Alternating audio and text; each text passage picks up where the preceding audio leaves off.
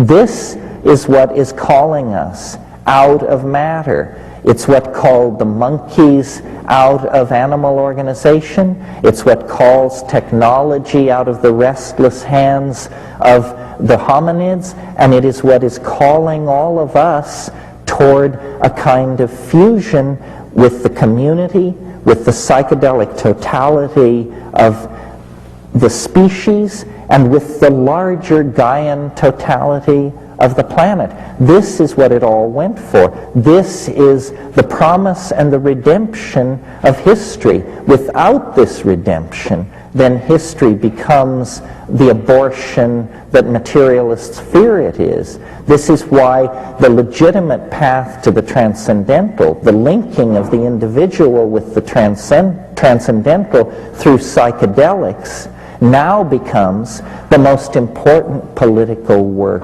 that can be done in the light of the rising awareness of the end of history. Thank you very much.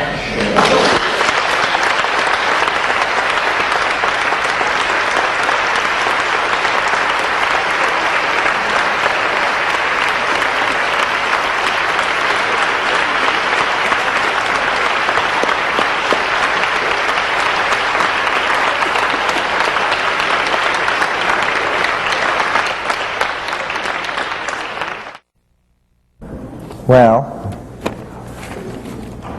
all of you who stayed, the intrepid core, I'll just go through these. I've not had any chance to look at them, and handwriting is also degraded here at the end of the world, so it's a little hard to sort out some of this.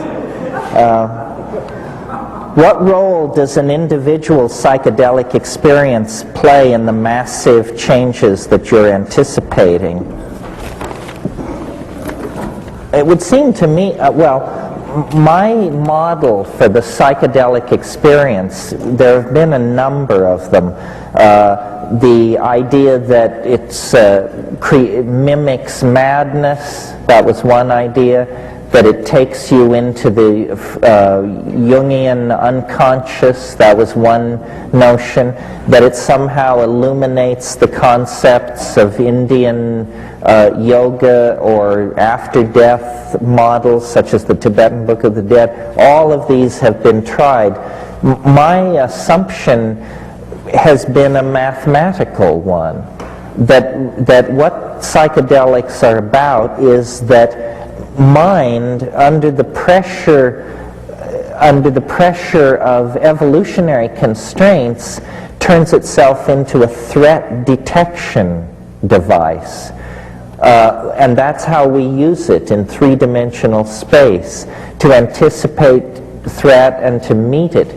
But that is, as it were, a lower order application of mind, and that in silent darkness, what happens on psychedelics is that the mind unfolds literally into a kind of superspace or a higher dimension in the mathematical sense, because I take seriously the claims made in all times and places for millennia that shamans can locate lost objects, predict weather, see where the game has gone, and predict the outcome of disease situations.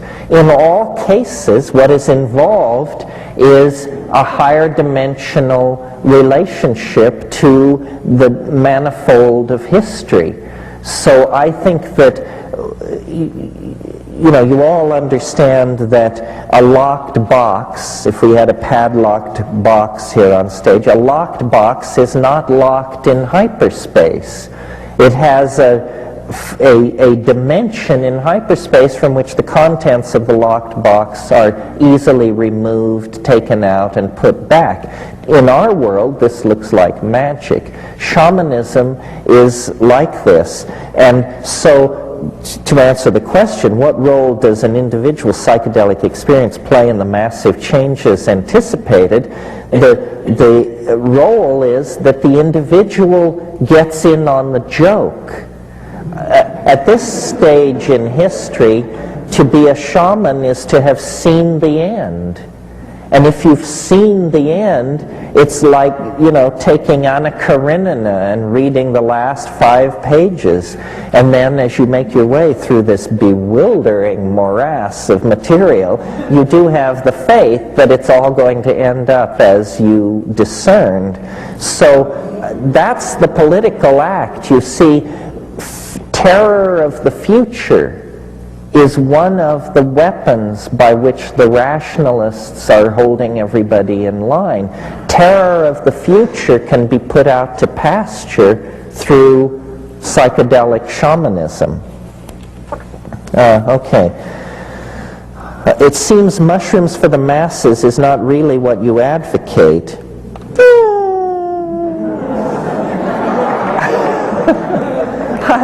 Mushrooms for the masses doesn't sound like such a terrible idea.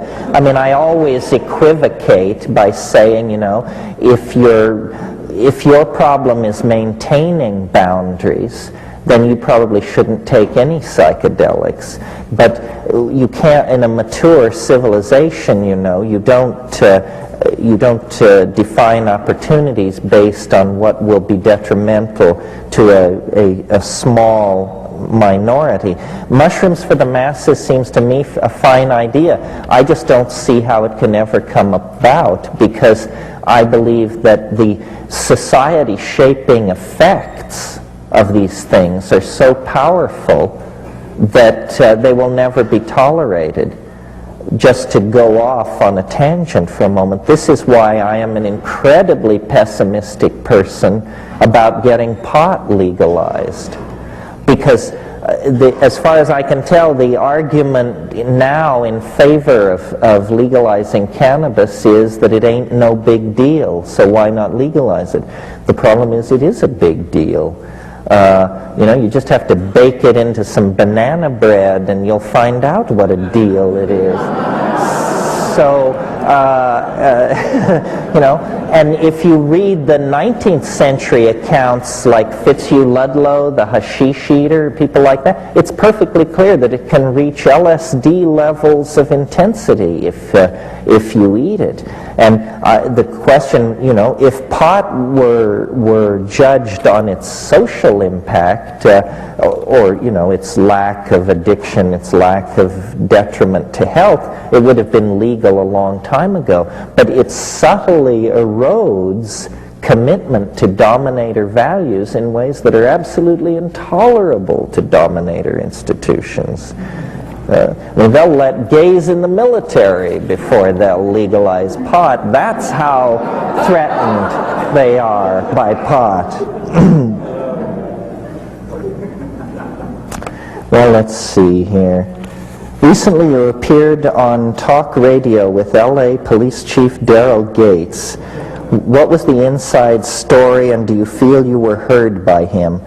Well, yes, I won't give this too much time. I did appear with Daryl Gates on his radio show. Clearly, they're desperate to raise ratings. They'll do almost anything at this point. And Daryl Gates was a pussycat, very easily intimidated by, I make no great claims in this area, but intelligence.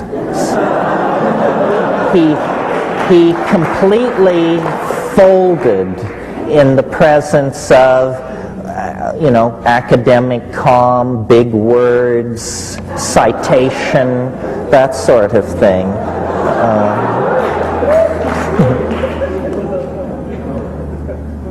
What is the difference between your vision of the end of history and the Christian belief in a Savior? This is a great question.